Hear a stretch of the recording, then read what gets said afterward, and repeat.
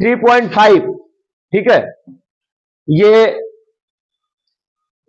काफी खास चैप्टर है, ठीक है। तो इसके पहले सवाल का शुरुआत करते हैं। देखिए, दो व्यक्ति दिए हैं ए और बी, ठीक है। ए और बी का जो मासिक आय है, मंथली इनकम, उनका अनुपात है 9:7। और जो वो मासिक व्यय है यानी खर्च, उसका अनुपात है 4:3, सवाल में दिया हुआ है। और दोनों की बचत, प्रत्येक की बचत 200 रुपया है, ठीक। तो उनका आपको ज्ञात करना है मासिक आय, ठीक है भाई। आपको संबंध दिया है तो आप 9 बोल दिया, ठीक है। अगर एक का 9 है तो दूसरे का 7 है, अगर एक का 900 है दूसरे का 700। संबंध का मतलब यही होता है, ठीक है। तो चलिए हम लोग मान लेते हैं, पहला काम माना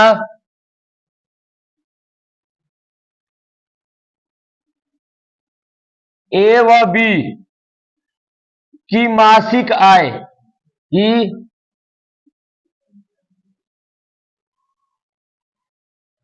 मासिक आय 9x व 7x है, ठीक है भाई। अगर एक का 9 है तो दूसरे का 7 है, अगर एक का 900 है दूसरे का 700 है, अगर एक का 9x होगा तो दूसरे का 7x होगा ना, ठीक। तथा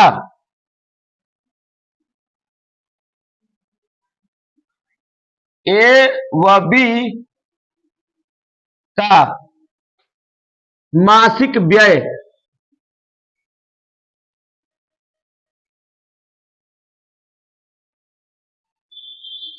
4y 3y है, ठीक है भाई। अब प्रश्न के हिसाब से काम करना है, ठीक है।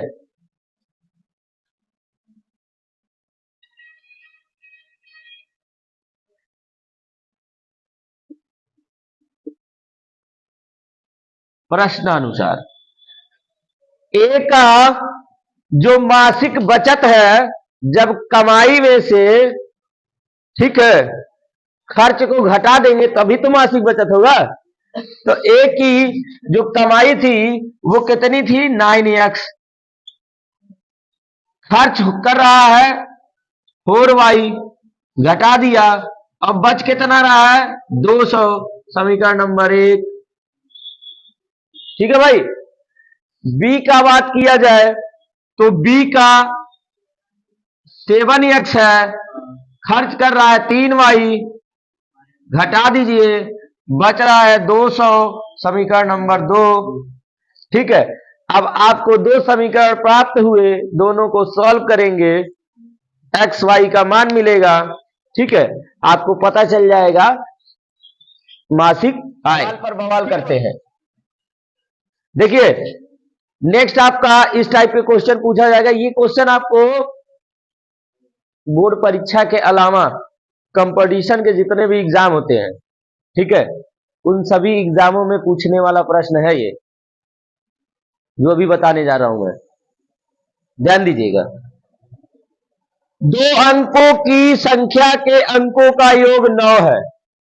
2 अंकों की कोई संख्या है, उस संख्या के अंकों का योग 9 है। इस संख्या का 9 गुना संख्या के अंकों को पलटने से बनी संख्या का 2 गुना है। संख्याएं ज्ञात कीजिए, ठीक है। अब संख्या कैसे पता चलेगा, संख्या के जब अंक रहेंगे तभी तो हम लोग मानेंगे, इस सवाल में मानेंगे संख्या का दहाई अंक x तथा इकाई अंक y है, क्योंकि इकाई और दहाई मिलेगा तभी 2 अंक की संख्या बनेगी, ठीक है। तो मानेंगे और उनके प्रश्न के हिसाब से कार्यक्रम को आगे बढ़ाएंगे। चलिए ध्यान दीजिए।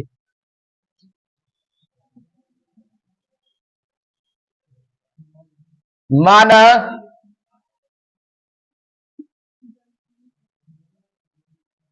संख्या का दहाई अंक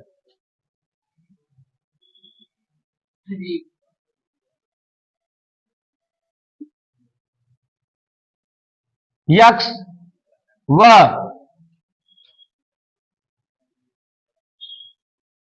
इकाई अंक वाई है। अतः संख्या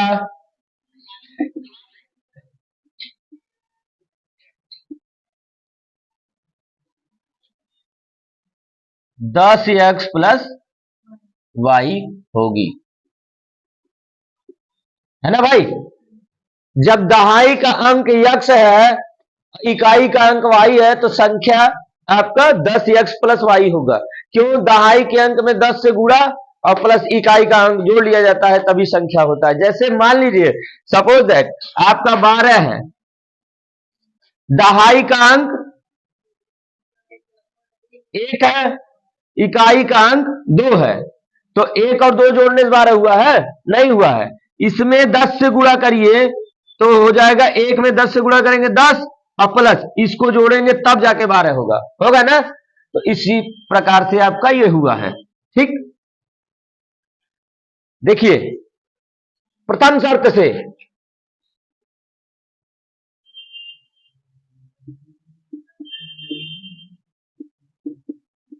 प्रथम शर्त आपका क्या बोल रहा है?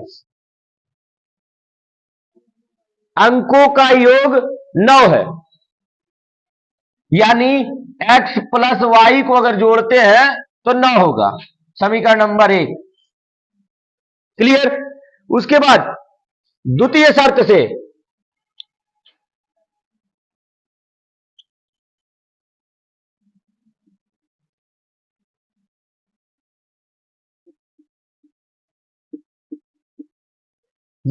से दूसरा शर्त क्या बोल रहा है?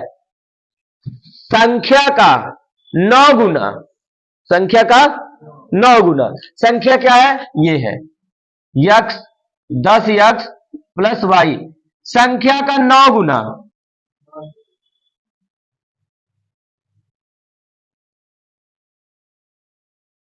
संख्या का 9 गुना, संख्या का 9 गुना कर दिए। संख्या के अंकों का स्थान पलटने पर, संख्या के अंकों का स्थान पलटने पर मतलब 10y प्लस यक्स, अंकों का स्थान पलट दिया, यानी इकाई के स्थान पर यक्स लिख दिया गया है और दहाई के स्थान पर वाई लिख दिया गया है। ठीक है, स्थान पलट देने पर बनी संख्या का 2 गुना, बनी संख्या का 2 गुना है, बस यही बोला है आपसे, 2 गुना है, वह संख्या ज्ञात कीजिए। देखिए 9 गुना अंकों का स्थान पलटने से बनी संख्या का 2 गुना है, दोनों आपस में बराबर है। अब यहां पे आप गुणा करिए तो 90 यक्स प्लस 9y बराबर 20y प्लस 2x, इधर बुलाइए 88x, इधर बुलाइए 11y बराबर 0, 11 से कट सकता है 8x y बराबर 0, समीकरण नंबर 2। ठीक है, यहां से आप y का मान पा जाइएगा, उधर भेजिएगा तो y बराबर 8x आ गया। ठीक है, तो y की जगह यहां रख दीजिएगा, आपको पता चल जाएगा। ठीक है, y बराबर 8x, अब यहां पे y की जगह 8x रखेंगे, x पहले से 9x बराबर 9, x बराबर 1 आ गया। अब x बराबर 1 आ गया, अब तो यहां पे रख दीजिए 1, उधर जाएगा घट जाएगा, y बराबर 8 आ जाएगा, तो आप एक्स वाई का मान इसमें रख दीजिएगा। ठीक है, संख्या आपको पता चल जाएगा। क्लियर? देखिए सुनिए, पीछे वाले भाई टेंशन छोड़ दो। ठीक है, लगता है मतलब कि कितना क्या बताया जाए। मतलब कितना चिंता में एकदम बेचारा बिजी रहता है, कोई छोड़ के भाग गया है, मतलब जाने वाले जाने दो, ठीक है, टेंशन ना लो। हाँ भाई, जब अपना आप मान लेंगे तो तभी टेंशन होगा, अपना मत मानिए, छोड़ दीजिए, ठीक है। एक व्यक्ति था, एक व्यक्ति था, वो बहुत बड़ा महल बना के फिट किया हुआ था, और उसके महल में आग लग गया, उसके महल में आग लग गया, जल रहा है। अब वो क्या कर सकता है, सब लोग पानी फेंक रहे हैं, पानी, महल बनाए हो तो बुताने में भी तो टाइम लगेगा। जल रहा है, कोई अब ये देख रहा है, खूब चिल्ला रहा है, रो रहा है, गा रहा है, ठीक है। अरे हमारा हमारा इतना मेहनत से बनाए थे, ये है वो, चिल्ला रहा है, ठीक है। तब तक कोई बगल से आदमी आया, कहा अरे भाई साहब काहे रो रहे हैं, कल ही आपका लड़कवा तो बेच दिया था, घरवा आपका। साहब एकदम प्रसन्न हो गया, अरे वाह, हमारा लड़का बहुत अच्छा आदमी है, ठीक है, डील कर दिया इसका तो पहले ही, नहीं तो हमारा तो चला गया होता, अब हमारा है ही नहीं, जले जो अब इंजॉय कर रहा है उसको, ठीक है। तब तक उसका लड़का घूमते टहलते आ जा रहा है, कह रहा वाह बेटा, बहुत अच्छे लड़के हो तुम हमारा महल बचा लिए, बेच के बहुत बढ़िया काम किए। तब तक लड़कवा कह रहा है पापा गए थे लेकिन डील फाइनल नहीं हुआ था। अब फिर रोने लगा, तो महल वही था, आदमी वही था, खाली सिचुएशन बदल गया। अपना मान लेना, ठीक है, वो अपना मान लिया, जब अपना माना तो रो रहा है जाने के गम में, और जब पता चला अपना है ही नहीं तो मस्त खुश हो गया, उसी को देख के हंस रहा था, ठीक है। तो भाई साहब जो चला गया जाने दो, टेंशन ना लो, अपना मत मानो, ठीक है। चलिए अब सवाल आपका है, ठीक। एक पुस्तक विक्रेता ने अपनी पुस्तक 24 रुपया में बेचकर उतने प्रतिशत लाभ उठाया जितने रुपए में उसने पुस्तक को खरीदा था, पुस्तक का क्रय मूल्य। चलिए भाई,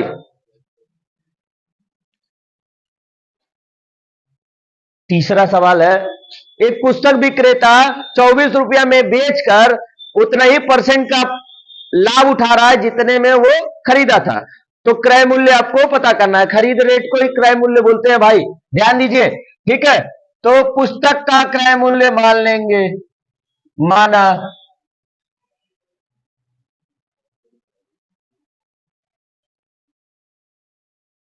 पुस्तक का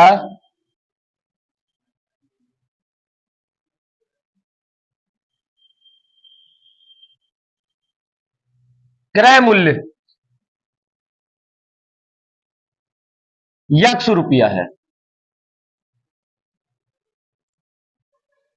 तब लाभ क्या होगा,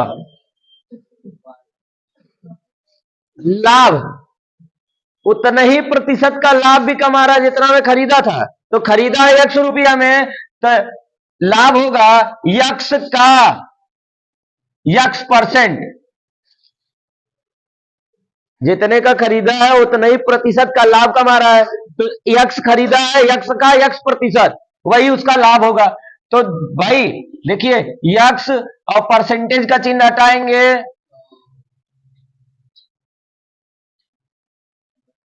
ठीक है, तो आपका हो गया x² / 100। आधा हिंदी आधा उर्दू मत बोला करो, हाँ, x² बोल रही है और नीचे करे 100, 45 वाले लोग, ठीक है। लाभ हो गया, आपको पता है कि क्रय मूल्य और लाभ जुटता है तभी विक्रय मूल्य होता है, ठीक है। तो प्रश्न के अनुसार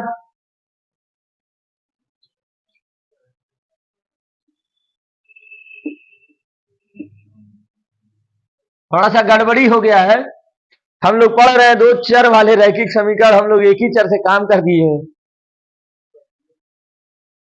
ठीक है, चलिए दिक्कत नहीं है, कोई दिक्कत नहीं है, काम होने से मतलब है ना।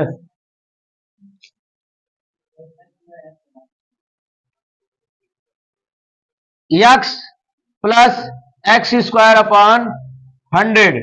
हाँ 100 वालों बोलना मत, नहीं तो बहुत मार मारेंगे।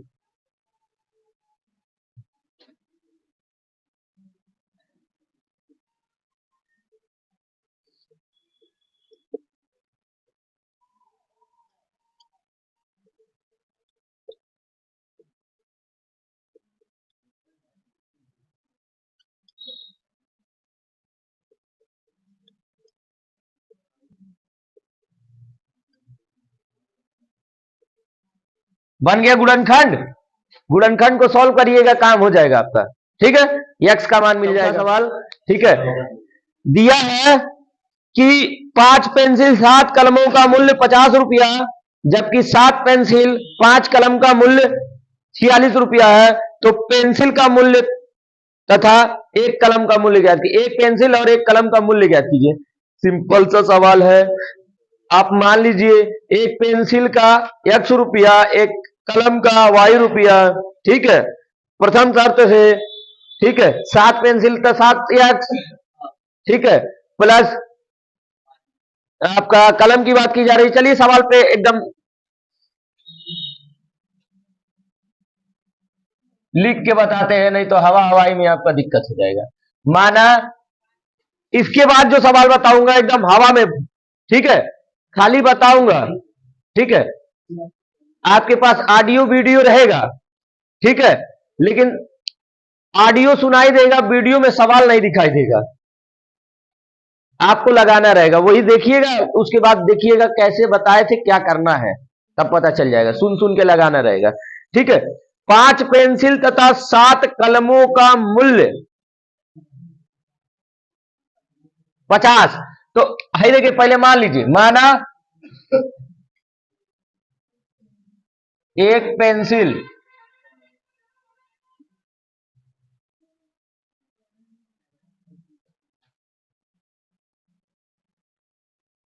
का मूल्य x रुपया व कलम का, मतलब एक कलम है समझ लीजिएगा, कलम का y रुपया है, वो समझ लीजिए बात को। ठीक है, y रुपया है। ठीक,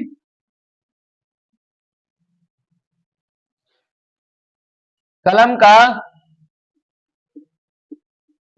y रुपया है। ठीक, तो प्रथम शर्त से,